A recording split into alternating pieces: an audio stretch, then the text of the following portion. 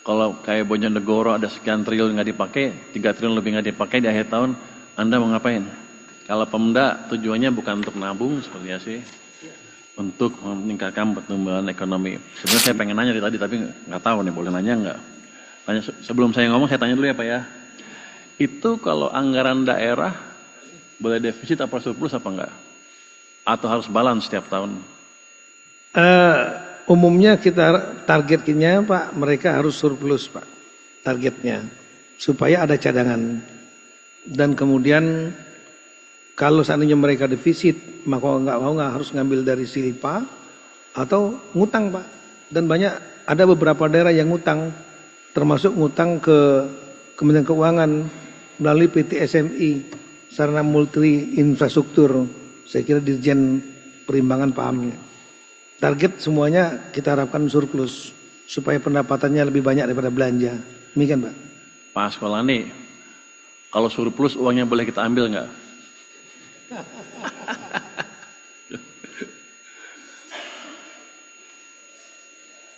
Ya?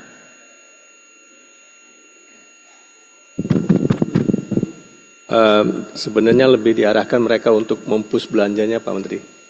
Habisin, harus dihabisin. Ya, bisa juga untuk simpanan seperti kita Pak, tapi mungkin jumlahnya terbatas, jadi jangan terlalu tinggi. Kalau kayak Bojonegoro ada sekian triliun nggak dipakai, 3 triliun lebih nggak dipakai di akhir tahun, Anda mau ngapain? Kita dorong supaya bisa digunakan tahun depan Pak, di awal tahun Pak Menteri, untuk belanja. Kalau nggak bisa juga, Anda mau ngapain?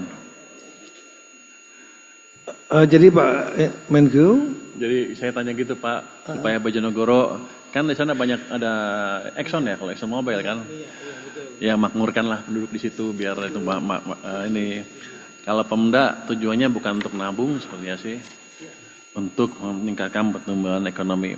Mungkin saya langsung aja Pak ke materi yang saya akan paparkan pagi ini. Bapak Ibu hadirin yang saya hormati, saya sedikit bahas kondisi ekonomi terkini ya. Pertumbuhan ekonomi kita stabil 5,12% di kuartal kedua tahun ini, dan itu termasuk salah satu yang tertinggi di antara negara G20. Dari sisi harga, inflasi juga terkendali di 2,65%, bahkan terendah di antara negara G20. Ini menunjukkan bahwa daya beli masyarakat tetap terjaga, sementara pertumbuhan ekonomi tetap jalan. Defisit APBN aman di 1,56% dari PDB, jauh di bawah batas 3%. Ini bukti disiplin fiskal tetap kuat, tapi kita juga punya ruang untuk mendorong ekonomi kalau diperlukan. Neraca perdagangan naik 45,8% sepanjang Januari sampai September, dan surplus ini bertahan 64 bulan berturut-turut. Tingkat pengangguran turun ke 4,76%, kemiskinan turun ke 8,47%. Ini adalah angka terendah sejak krisis 98, bahkan terendah sepanjang sejarah. Tapi kita masih waspada Pak. Kalau pertumbuhan kita nggak merata dan lambat, walaupun angka kemiskinannya rendah, tetap aja orang turun ke jalan Pak, seperti beberapa bulan yang lalu.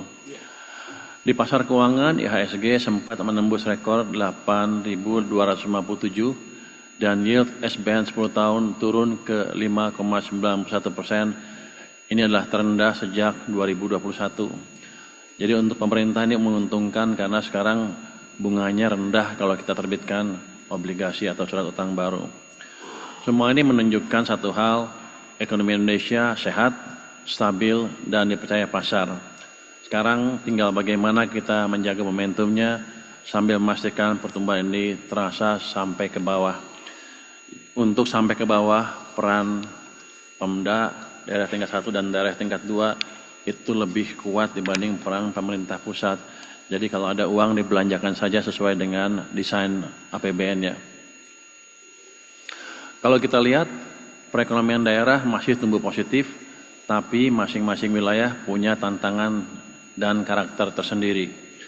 Pulau Jawa tetap jadi kontributor utama dengan pangsa 56,9% terhadap ekonomi nasional dan tumbuh 5,2%. Ini Pak Tito yang mesti kita rubah Pak. ini kan orang menuduhnya Jawa sentris kalau gini kan. Jadi pangsanya tetap aja 56%. Ini coba digeser bertahun-tahun tapi nggak bisa. Jadi nanti kalau daerah-daerah yang punya dana lebih, coba digalakkan pertumbuhannya di sana, atau daerah-daerah yang punya potensi bisa tumbuh kencang, coba didesain tumbuhnya lebih cepat lagi. Kalau enggak, kita akan seperti ini terus Pak, Jawa sentris, seolah-olah nanti kalau ada apa-apa, daerah akan protes ke pusat Pak. Tapi ini ke depan akan kita usahakan terus penguatan pertumbuhan di luar Jawa. Di Jawa, hampir separuh ekonomi bergerak di sektor pengolahan yang masih solid. Sumatera dan Kalimantan tumbuh dari pertanian dan perdagangan, tapi ke depan dua wilayah ini harus terus diperkuat supaya pertumbuhannya lebih merata dan tidak bergantung pada komoditas saja. Jadi untuk daerah-daerah yang punya uang banyak karena komoditas, coba mulai pikir pelan-pelan diversifikasi ke arah yang bukan komoditas saja. Nanti kalau komoditasnya habis, Anda punya sumber pendapatan baru. Jadi harus berani invest jangka panjang. Uangnya jangan dianggurin. Kalau punya uang banyak, mulailah invest di industri dan lain-lain. Utamanya di sumber daya manusia di daerah itu. Sulawesi tumbuh paling tinggi ditopang hilirisasi industri. Dan ini bukti nyata bahwa strategi nilai tambah di daerah memang berhasil. Tinggal dijaga supaya pertumbuhannya berkelanjutan. Sulawesi ini sudah puluhan tahun tumbuhnya di atas 7% terus. Jadi ini harus ditiru oleh daerah-daerah lain. Maluku, Papua, dan Bali Nusa Tenggara juga mulai bangkit, masing-masing dari industri pengolahan dan pariwisata. Tapi ingin saya tekankan, berbagai risiko harus tetap diantisipasi. Karena itu, Pemda perlu terus menstimulasi perekonomian di daerahnya lewat belanja yang cepat, tepat, dan produktif. Next. Bapak Ibu hadirin yang saya banggakan, secara umum inflasi di daerah masih dalam tren terkendali. Dari 38 provinsi, 37 diantaranya mencatat inflasi positif. Hanya Maluku Utara yang mengalami sedikit deflasi. Kalau kita lihat, 25 provinsi sudah berada dalam rentang target nasional, artinya pengendalian harga di daerah berjalan cukup baik.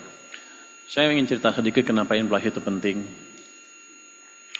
Yang pertama, inflasi itu bisa menjaga stabilitas sosial politik. Jadi salah satu rahasia kenapa Pak Harto bisa bertahan 32 tahun adalah beliau bisa menjaga stabilitas harga beras utamanya. Yang lain akan ikut harga beras. Jadi inflasi ini amat penting sekali juga untuk meningkatkan popularitas pemimpin daerah. Kalau di daerahnya harganya nggak terkendali, pasti nanti ke depannya kalau ada pemilu nggak kepilih lagi. Kalau bapak-bapak ibu bisa mengendalikan harga di daerah, hampir pasti bisa kepilih lagi tanpa embel-embel yang lain ya. Jadi perut masih merupakan alat politik utama di Indonesia ya. Itu yang pertama. Yang kedua, kenapa dulu kita desain TPID dan TPI, Tim Pengendalian Inflasi Pusat Pak? Karena waktu itu kan Bank Sentral sama pemerintah